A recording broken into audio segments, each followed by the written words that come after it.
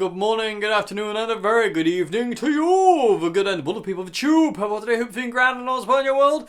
Welcome to another A&Q Wednesday, everybody. It is back.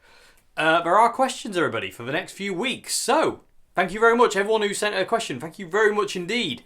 If you'd like to send a question for A&Q Wednesday to keep this series going, please go to the description box below. There is a link. The top link is the email link. Email me there.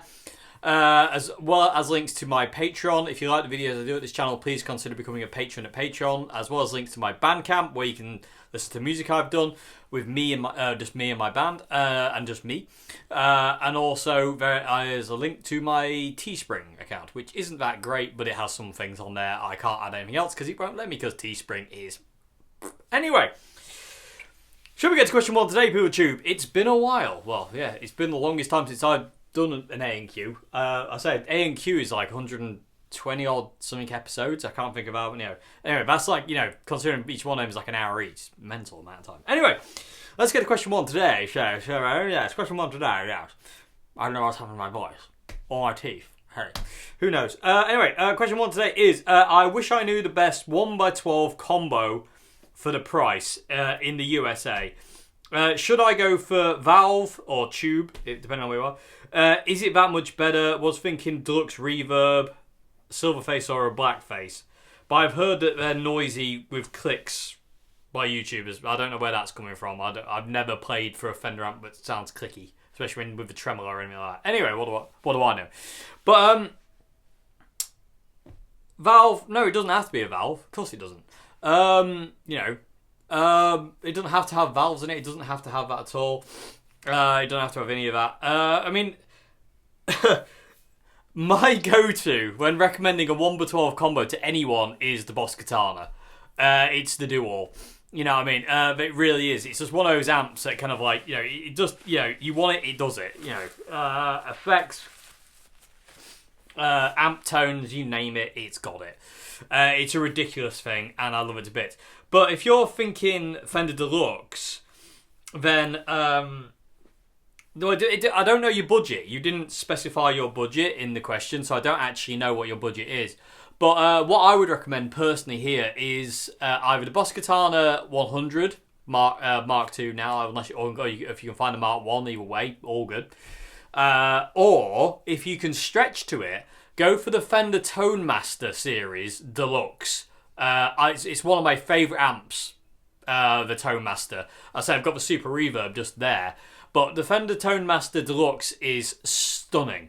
Absolutely stunning. And I don't know what this tremolo clicks loudly thing by other YouTubers is. I've never played for a lot of Fender amps in my time, and I've never once noticed that the tremolo is clicky. Hey, what do I know? Anyway, but yeah, there would be the two I'd recommend. I would definitely recommend like Boss Katana if you're on a budget. If you can go a little bit further and you want something like a Fender Blackface, and go for the Fender Deluxe Tone Master series, because they're just incredible and they sound like what they sound like. The Deluxe sounds like a Deluxe. The Super sounds like the Super. I have yet to try the Twin, people of the tube, but I really want to try the Twin. In all fairness, I'm trying to not try the Twin because I know I'll want it. So, and that could be bad for my bank account. Anyway, the Super Reverb nearly wiped it out. Anyway, moving along. So, yeah, so there'll be my two recommendations. No, they don't have to be Tube. If you want to go like for a blackface kind of Fender thing, if you can afford it, Tone Master. If you can't afford it, you're on a budget, Boss Katana. Yeah, so anyway, I hope that's answered your question. I'm going to move on to question 2 now. Okay, so question 2 today is, what do you... It's a bit of a strange question, actually. I don't really know how to answer this one properly, but... what do you think of Kurt Cobain's life and death? His death was a tragedy. His death was horrific. And I would say unnecessary. He didn't need to die, Kurt. I know I know that was... I think that's the only way out he saw at the point in time, but I don't think he needed to kill himself. I think he could have done a lot... I think he would have done a lot better to stay alive, but self-destructive nature of certain people just unfortunately gets the better of him sometimes, and Kurt is no exception to that. It just really upsets me because I'm a big Kurt fan. I love the man. I love his music, and I love Nirvana. I grew up listening to him, and to it's kind of hard to accept. And again, he wasn't in a good place. He struggled. He had mental health issues. He didn't have a great childhood. He didn't have a great time of it. Really, full stop. He kept very bad company as well in certain respects. Who. Not everyone, I'm not saying I'm not naming names in that one, but there were some people who were about him which I don't think were good.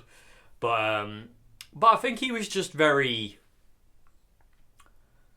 I don't know, but the problem with suicide, and I know this is very heavy and people are chew, but bear with me.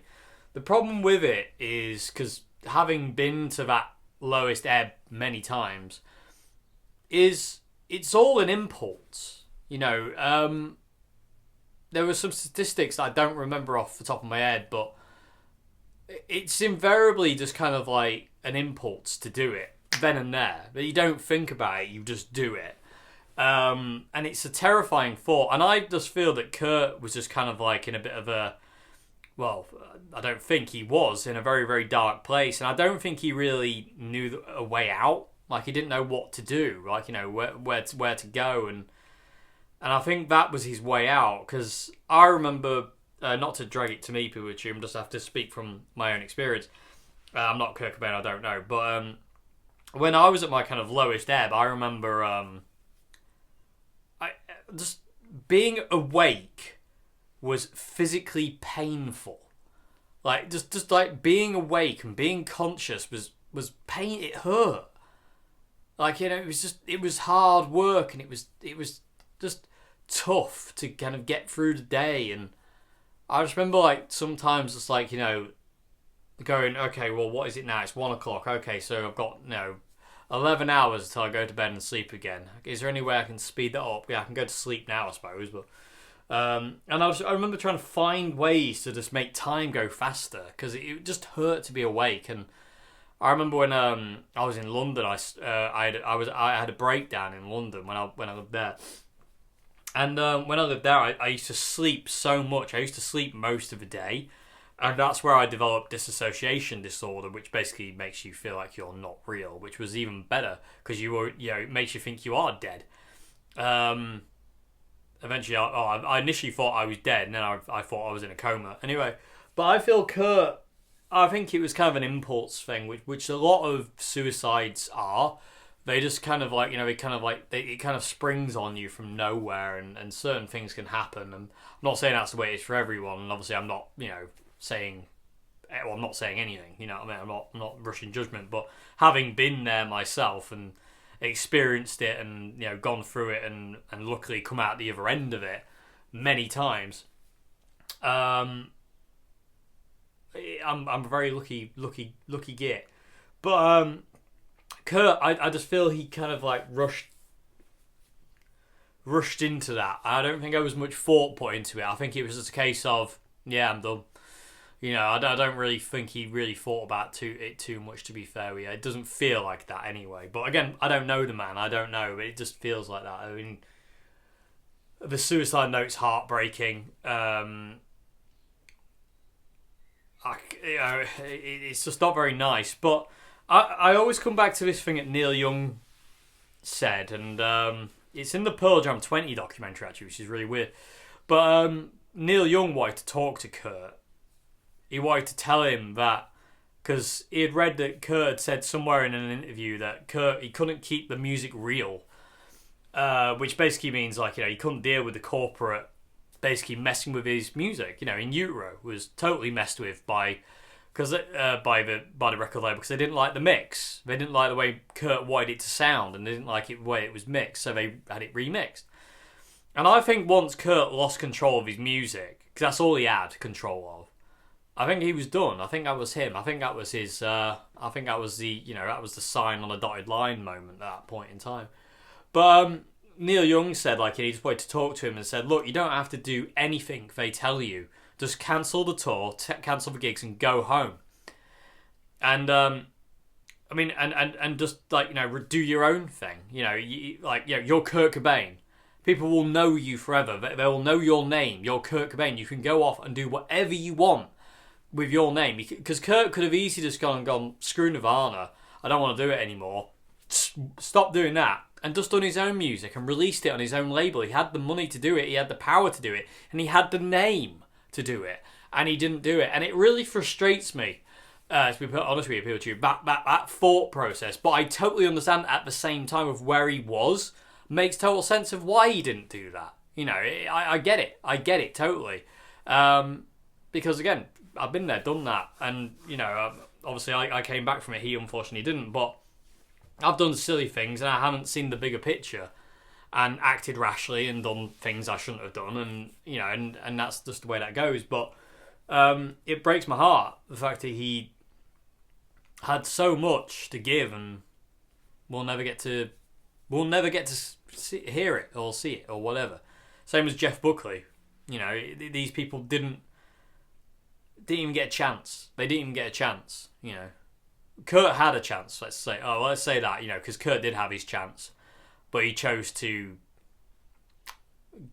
go the other way, so to say.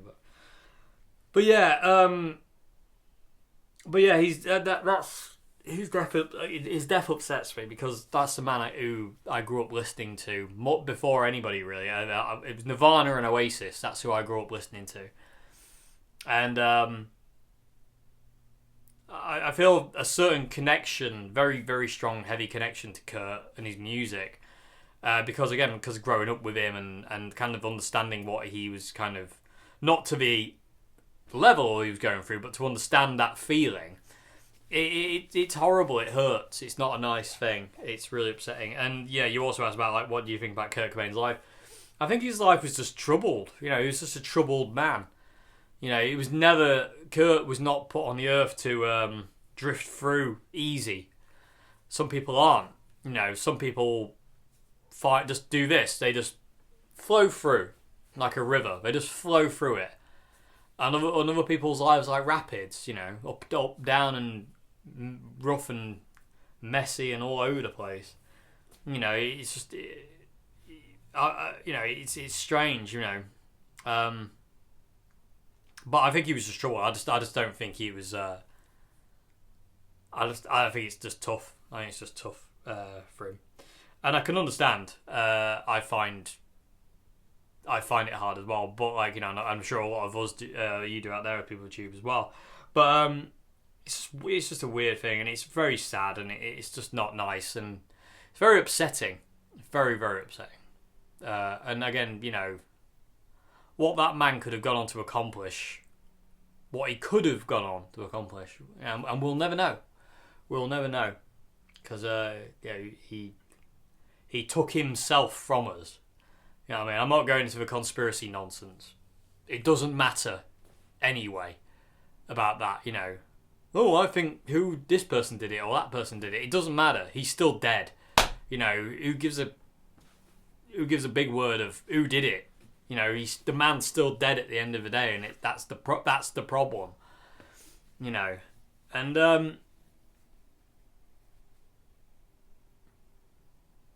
it's just not nice. It's not nice. Anyway, people, I'm going to move on from that because it's kind of upsetting.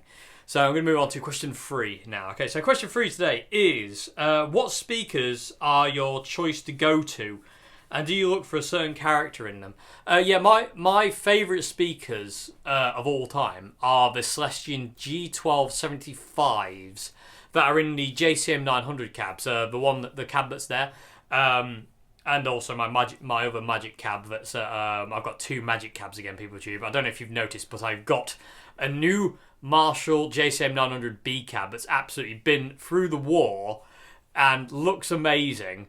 And I'll show you actually. Check this out. Come with me, people tube. Come to the cab. Okay, so I bought this not so long ago, and look, it's had like gaffer tape around it. There are no wheels. There's no Tolex on the bottom. Bit of a Marshall logo is missing. It's ripped and torn. But these are my favourite cabs. These are absolutely my favourite cabs of all time. And again, they've got the Celestion G1275s in them. And so I've got another one of these. I sold my B cab a while back, and I never should have sold it because I'm an idiot. So when this came up for my price range, I immediately went and bought it, and I'm very, very happy to have one again.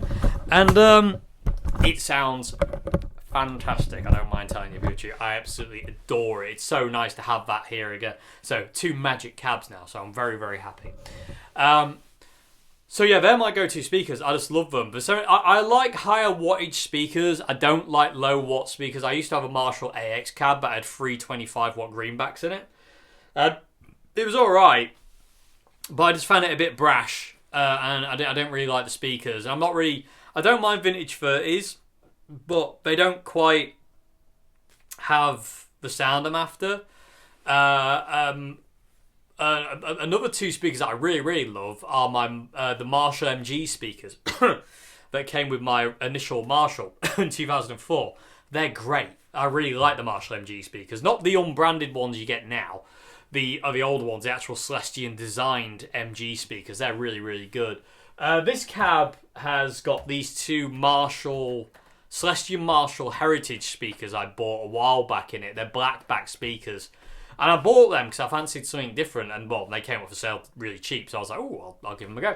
And I really don't like them. You know, they sound good, but they're not great. They're not great at all. So, in all fairness, these will be coming out of here soon, and some G12s are going in because I want to be able to use this cab. Or I might leave them in here.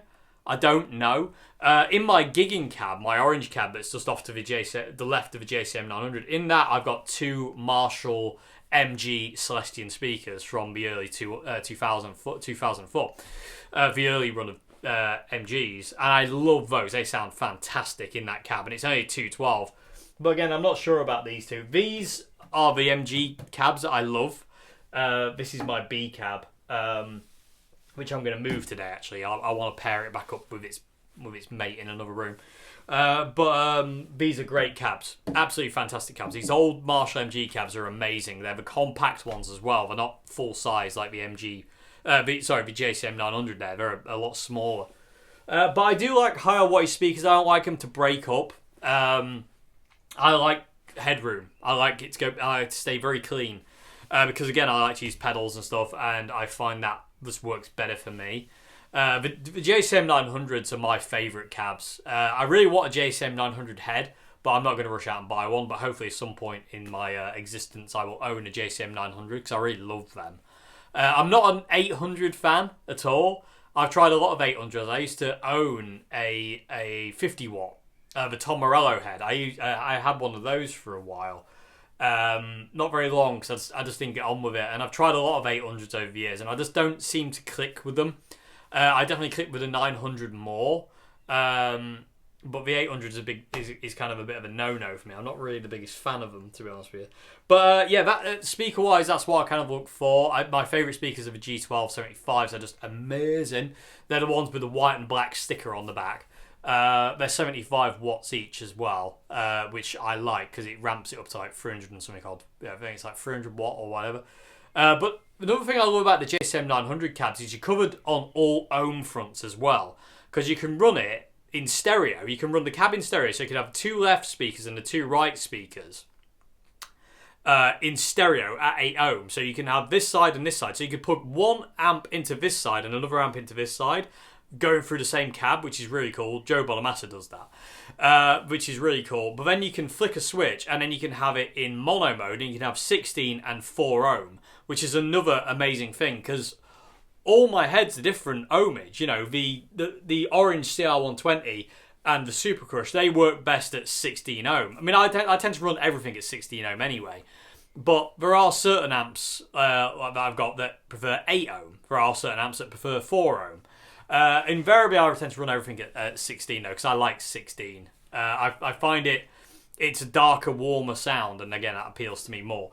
But yeah, but character-wise, I like mid-range. I like them to be able to handle mid-range, and I like to be able to handle volume as well, and stay clean more than anything. I like, you know, even when distorted, I want that kind of clarity, so to say.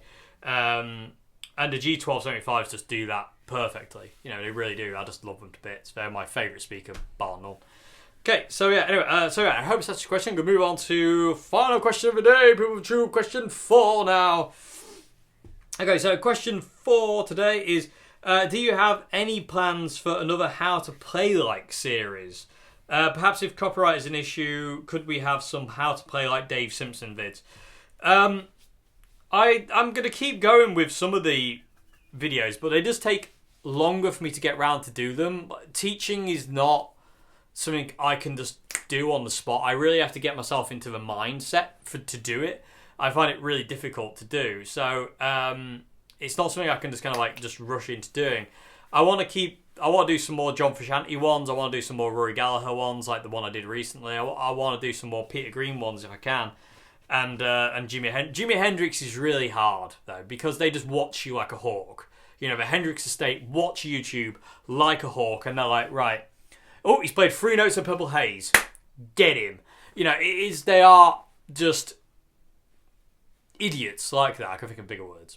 Janie Hendrix. Anyway, idiots reign supreme. They really do when it comes down to greed and money. It's like, yes, we can get at least £2 off this video. Really. Anyway, greed. Greed is outrageous. In this day and age, people do, my God, greed is just out of hand. Anyway, let's not go there. But yeah, I want to continue with some of these. I've got some others planned. Like, I want to do a Rory Gallagher kind of like blues thing. Acoustic blues or acoustic thing, like a dadgad kind of thing. But again, it's really difficult because I can't teach songs. So I have to kind of come up with something or to show it. And it doesn't out of context, it doesn't really make sense. So I much prefer to be able to show things in context. But it's really difficult because I can't play songs because they'll just go, we own that now. I was looking at my John Frusciante series the other day. My John Frusciante series has 22 episodes in it of everything you'd need to know, really. You know, and I have other videos, obviously, on John. So, all in all, I've probably got about 35 to maybe 40 odd videos on my channel to do with John's technique, tone, how to play like him, the scales he uses, and this and the other. I've got about 40 odd videos of that. And every single one of them is claimed by Warner Brothers, which means I make no money on it. They call it shared revenue. It's not shared revenue. I get nothing from that. They get it. It's just a way they're getting around it, call it shared revenue. It's not shared at all. But I was thinking that's 40 hours of content that that basically I've put my heart and soul into, and they've just basically gone, yeah, we'll take all that, you know, on your way. I know you can't complain because you don't have the power to go against a multi-million dollar corporation like us, Warner Brothers, and YouTube just go, we can't do anything because of Article 13. I feel kind of sorry for YouTube, to be honest with you, on the copyright front, because since Article 13 came out, I think it's kind of hindered them something rotten, and they've had to turn to ads. You know, if you've noticed recently, people on YouTube advertising is getting more and more, and the adverts are getting longer and longer. And I think this is a knock-on effect because I don't think people are using the platform as much as they used to for certain reasons. And I do feel that certain things like Article 13, the copyright thing that came in a while back, has basically kicked them where it hurts, basically. And I feel really sorry for them. I mean, YouTube are not innocent in anything, really. They take 60% of what I earn. You know what I mean? From this channel, they take 60% of that. And I can guarantee that I'm not earning the leftover 40%. I'm probably getting maybe about 10% of what this channel gets, if that.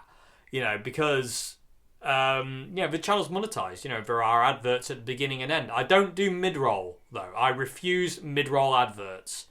Apart from the old videos, all the new ones that I've done for quite a while now have no mid-roll adverts. If it's an old video, they'll have mid-roll because I haven't been able to go back, and I've got over 1,000 videos, and it would take me an eternity to go back and turn off mid-roll on every single one of them. And I just don't have the time, unfortunately, to do that. But all my new videos, they don't have mid-roll adverts because I don't want that to interrupt the flow of the video like they do on other channels. And I find it very distracting myself with mid-roll, so I don't want that. So I've turned off mid-roll. So you just get one at the beginning or one at the end. You will never get them in the middle of the video. And if they are in the middle of a video, it's either an old video or they've done that against my will, because that is actually clicked off on my settings. But it's just frustrating, PeerTube, to want to do certain things. Like, I would love to teach certain John Frusciante techniques in context of a song, because then it would make more sense. Instead of having to come up with a backing track that kind of sounds a bit like, and they still might go, right, well, we're having that anyway, it sounds a little bit close. And what we'll do is we'll slap a copyright thing on it, wait for it to go out until basically all the interest has gone out of the video, and then we'll remove the copyright claim. Which is what they do as well. They did that not so long ago to my channel. They did it to a video. This company did it. They slapped on a copyright thing. Video went out. The revenue was escrow, which basically means it's held back aside. I don't know how you'd say it. And then basically once the interest in the video was dead, they removed their copyright claim. And YouTube didn't even tell me they dropped the copyright claim. It just disappeared. But normally YouTube tell you like this copyright claim has been removed, but they didn't tell me. And it's just a bit of an S show, to be perfectly honest with you. And creators are getting beaten to a pulp by all this. If it's not YouTube's silly algorithmic nonsense, which is a bit silly sometimes, I understand why it's there. I don't blame YouTube fully for that one, because I can't. But I do have to blame them for certain other greedy aspects of what they do. Analytics are nonsense. The analytics don't make any sense. I can go on my phone and look at the analytics on my YouTube studio on there, and then compare them to the ones if I go on my computer, and they're totally different. It doesn't make any sense. And it's just create confusion, and then at least you don't know what's actually going on. And you can't ask questions because tried that. Can't get through to YouTube customer service at all. You'd think you'd be able to, wouldn't you? But you can't. But if it's not that, it's record companies and other people making stupidity things, and it's the generation of what I call toxic, which is TikTok. YouTube are trying to compete with TikTok, with these 15-second videos, and they want quick, short videos.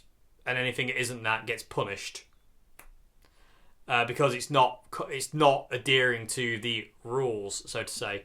So my channel gets kicked in the teeth, and a lot of people's channels get kicked in the teeth quite often. So why you see a lot of people's videos these days are like 15 minutes long or under, because that's kind of like the chosen format. I'm not doing that. I'm doing this. I do long videos because I feel I can get more into them. You know what I mean? And that's the way it's always going to be. I'm not going to cut my videos down. I tried doing that not so long ago. It didn't do anything. It actually hindered my channel more than it actually helped it, weirdly enough. I went back to doing long videos, which is what I love doing. And I want to give you people something to watch. It's not going to be over in 10 minutes, and then you got to go somewhere else. You know what I mean? I want to give you something to watch and to listen to, and get lost in. Or absorbed in, musically or whatever. That's why my guitar demos or my pedal demos are invariably kind of long, drawn-out 40-minute jam sessions with a looper or whatever, because I want to create music. That's what I do. I'm a musician. I don't want to sit there twiddling knobs. I want you to hear it. I want you to hear a guitar or an amp or a pedal in context of music, not just out of context, because all these things are designed and created to make music.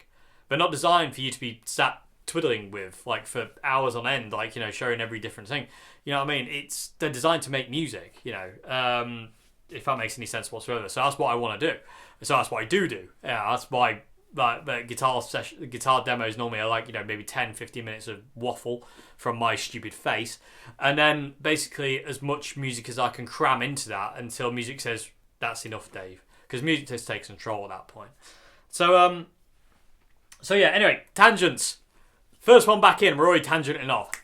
Anyway, but yeah, how to play that series. I still want to do them. It's just going to take time. I've got to figure things out. And again, I'm not the best at kind of like getting my brain into a teaching mode. I find it really hard. I really do. I'm not the best at that kind of thing. I'm a lot better at just playing the guitar than I am really talking about the thing. You know, I love it so much. I never really want to. I just want to play them. I want to hear them, and I want to just get lost in it. But I will be doing more of those kind of things. I'll do some lessons. I've got ideas for lessons that I want to do. It's just getting my brain in the right gear to do it. But I'll get there at some point, I'm sure. People tube. Anyway, yeah. ANQ Wednesday's back, people of the tube, for the foreseeable future until I run out of questions again. So anyway, thank you for everyone who sent the question. I hope answer the question's okay. As usual, I'm always terrified that it's just garbage. And my brain's telling me, you're full of nonsense, Dave. This is all rubbish. Hopefully it's not. Hopefully it made some kind of sense. I hope your answer the question's okay. I hope it's been an okay vid. And yeah, I'll see you again on Friday for another video. Have a great morning, afternoon, good evening. And yeah, I'll see you again. Goodbye now. Thank you for watching. Goodbye. See that? I like that. New salute. It's the metal rock sign. Goodbye.